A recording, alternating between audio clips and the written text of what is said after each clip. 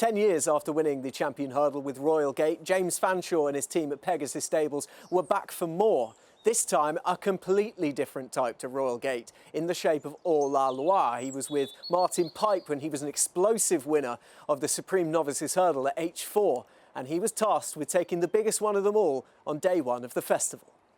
He was a very good horse, but he was a big raw horse, so he got quite a few miles on the trot when he came here,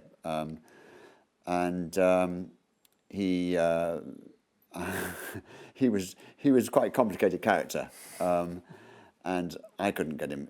My early record with him was appalling because we couldn't get a tune out of him at all. All we wanted to do was run off, and then you tried to get him do his work, and he'd sort of do it all the wrong way around. He'd sort of be keen and then not finishing his work, and fortunately we had a really good Scottish lad, Eric Clamp, and he just understood him, and he used to take him off on his own, and we managed to get him working without realising it, and gradually Hors La Loi started after this. So the first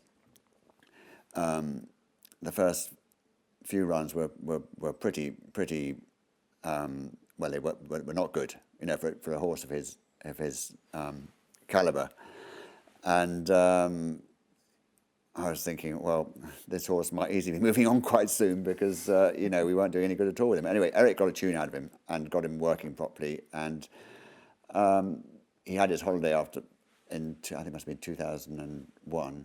And he came back, and I think we ran him in the Beulah. He ran okay there.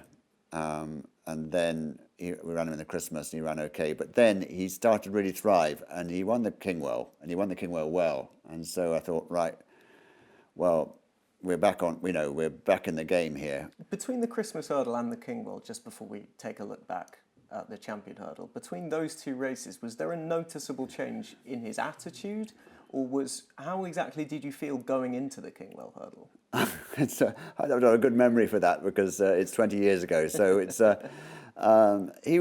it was just him and Eric were the combination as well, and I'd be guided by Eric. I could see he was looking well and everything, but Eric would be the one who would say, "Oh, this horse is really on song," and I'd be slightly saying, "Well, if you say so, Eric, yeah." But it was so, you would never work him with anything much good. It was just a matter of him getting him to do his work, so he was enjoying it rather than actually expect to see anything too brilliant. Well, let's take a trip down memory lane again. Right. Again, another one you wouldn't have watched much since the actual event? No, I haven't watched it at all because my sort of video and DVD discipline is not great, and I guess so as a great working trainer, there's always something you're looking forward to as well. You don't necessarily just want to hark back and put Hors La Loi on. No, you sort of tend to be looking forward, but we don't, it's enjoying it at the time, and obviously you watch it lots of times straight after the race, but then it sort of, tends to be on the back burner, but it's great to watch it again. Now, looking at where he is, it's almost a mirror image of Royal Gate, on the outside, near the back, but what will be different is he will make a move quicker, and he'll be nearer the front as they round about halfway up the backstretch. Yeah, I'd be, nowadays in my orders, I would say, go the shortest way, but both the champion hurdle winners have gone the widest. But they're both, this horse takes quite a bit of switching off. Dean's got him beautifully switched off, but in contention. He's crept up from last into a nice position here. And as we're just seeing Isterbrack bow out into a happy retirement. But at this point, it's very easy plain sailing so far. Everything's gone seemingly to plan. Well, with this Isterbrack out the race, you've got more of a chance. So, and Dean's got a lovely position on the outside, and he gets a great jump at the one at the bottom of the hill that keeps him in contention. And in hindsight, it turns out to be the best place to be because there's a bit of scrimmaging and stuff going on the inside here, and Dean's out of trouble. Were you always confident, good ground and a return to Cheltenham, that we'd see a different kind of horse, especially off the back of that Kingwell? No, absolutely not. Obviously, good ground was going to help, but and I felt that he was going to run well. But you had Isterbrack in the race, and he won it 3 times before. So, I was hopeful that we might get placed. But Dean's got a lovely position here because he's travelling within himself, and he can go whenever he wants. He really is in the perfect position to strike now. Just as a few of them are starting to get in each other's way as they're starting to take down the hill. Yes, to yeah, it. yeah. Hors La Loi could have gone further, you know, because he's relentless rather than showing a real ton of foot. You know, he's just a real galloper. So we're just going to stop it there. Valiramix is sadly about to break down. And what we will miss in it, because he lingers in the back of shot, is Dean really sending Hors La Loi to take the race to the rest of them. And they can't live with him. Yeah, yeah. Well, Dean's committed here, but he will keep going. That's one thing, you know. He knows his way up the hill here as well. You know, he's won the Supreme before, so. Anxious moments for the trainer. No, You're happy he's in front, but I think- people have been beaten on that hill plenty of times. I don't know about anxious moments and that sort of thing, because you just want your horse to run well and the winning post to come, because he's going away from it at the end, isn't he? You know, whereas he was much more anxious before Royal Gate because he was getting tired. Whereas this fellow's just been, you know, he's really seen the trip out well.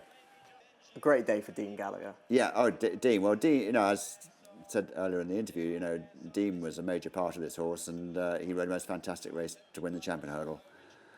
You know, it was before he came to me, he was a very good horse as well. But you know, I think Eric Clamp, who rode him every day, was a major part of him as well.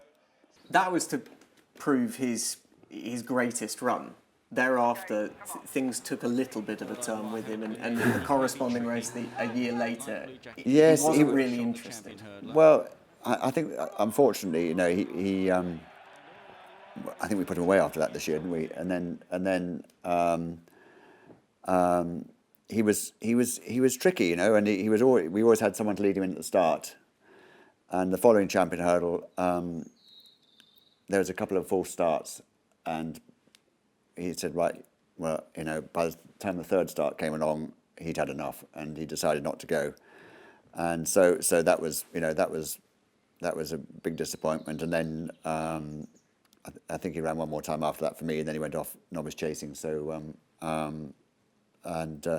but he was quirky, but I think you've got to remember, you know, he was a big raw horse, and he won at Cheltenham as a 4-year-old, you know, and there were a lot of horses like him, you know, might have only just been sort of getting going as a sort of 5-year-old, you know, as they got older, because he was you know, he was a big immature horse and completely different. He wasn't a flat type at all. He's a real jumping type. So, you know, he got a lot of miles on the clock early in his life. So, you know, he's won a Champion Hurdle. He's won a Supreme. So, you know, 2 King Wells. So he's a very, very good horse. But he was also quirky.